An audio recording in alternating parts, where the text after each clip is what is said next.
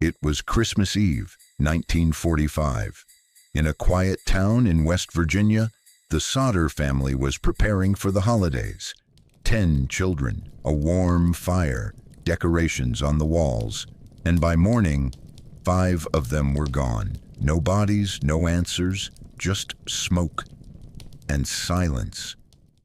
This is the true story of one of America's most disturbing unsolved disappearances, the Sodder children.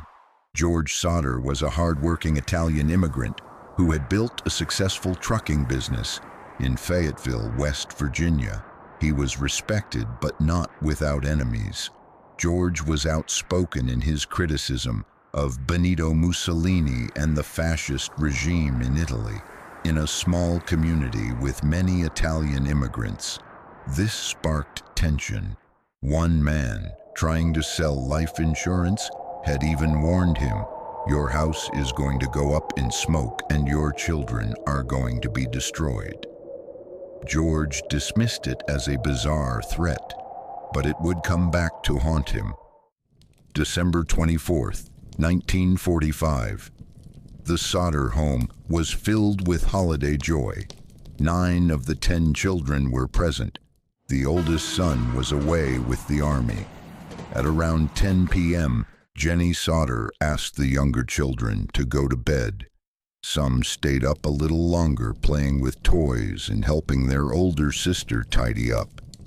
By midnight, all seemed calm, but at 12:30 a.m., the phone rang.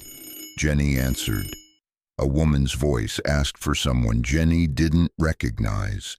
There was laughter and glasses clinking in the background. Jennie told her she had the wrong number and hung up. She noticed something strange. The lights were still on. The curtains were open. The door was unlocked. The kids usually took care of all that. She turned everything off and went back to bed. Around 1 a.m., she was awoken by a loud thump on the roof, followed by a strange rolling noise.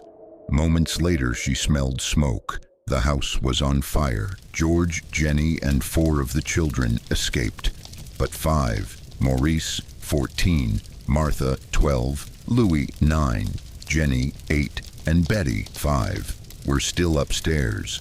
George smashed a window trying to get back in, cutting and burning himself. He tried to reach the attic, but the staircase was engulfed in flames. He ran to grab the family's ladder, but it was missing. He tried starting his 2 trucks to climb on top, but neither would start despite working the day before. The phone line had gone dead. Jennie ran to a neighbor's house to call the fire department. Another neighbor tried from a tavern.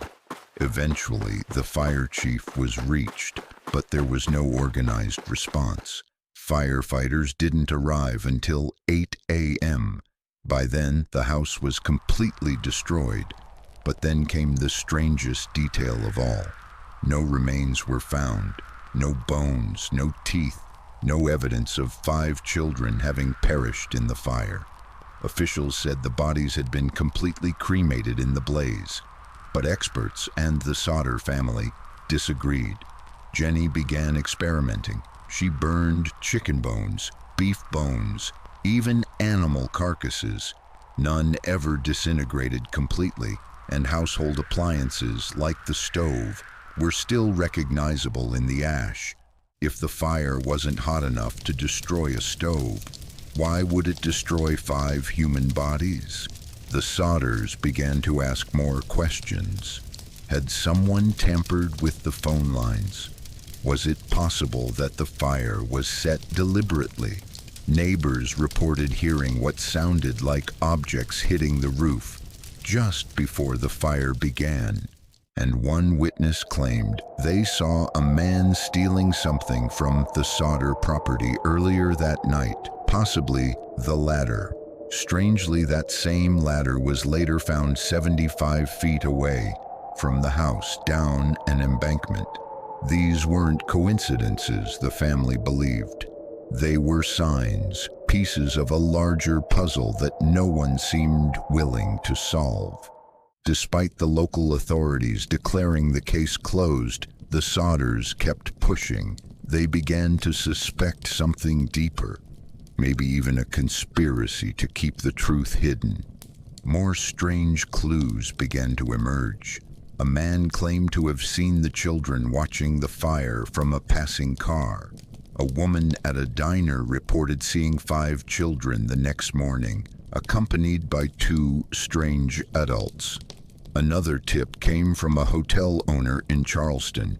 She claimed the children had stayed there with 4 adults who refused to let anyone speak to them. Later, someone claimed to have seen Martha Sodder in a convent in St. Louis. None of the leads were ever verified, but George and Jennie Sodder were convinced their children had been kidnapped, and the fire was a cover-up. In 1952, the family erected a giant billboard along Route 16 near Fayetteville. It featured photos of the missing children and a $10,000 reward. The sign read, "What was the motive? What happened to our children? Kidnapped, murdered, burned?" It stayed up for nearly 40 years. George and Jennie never stopped searching. They hired private investigators. They wrote letters. They contacted the FBI. They tracked down every lead, no matter how distant or absurd. They even dug up the house site in the 1960s, hoping to find remains. They found nothing.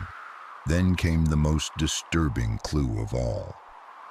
In 1967, a photograph arrived in the mail. It was addressed to Jennie, postmarked from Kentucky. Inside was a black and white photo of a young man in his 20s. On the back was a cryptic message, "Louis Sodder. I love Brother Frankie, Lil Boys, a 90132 or 35. The man bore a striking resemblance to Louis, one of the missing children. The family was stunned. They hired another private detective to investigate. He took the case and was never heard from again. George Sodder died in 1969. Jennie, who wore black every day after the fire, passed away in 1989. They never received answers. The remaining Sodder children, now grown, inherited the mystery. To this day, the case has never been solved. No bodies, no evidence, no closure. So what really happened to the Sodder children? Was it a tragic accident, or did someone take them, silencing the truth forever? We may never know, but the questions still burn, like the fire that destroyed the Sodder home. What do you think happened that Christmas night in 1945? Let us know your theory in the comments below. And if you want to hear more real stories like this one, subscribe to Whispered Shadows. New mysteries every week. And remember, sometimes the most chilling stories are the ones that really happen.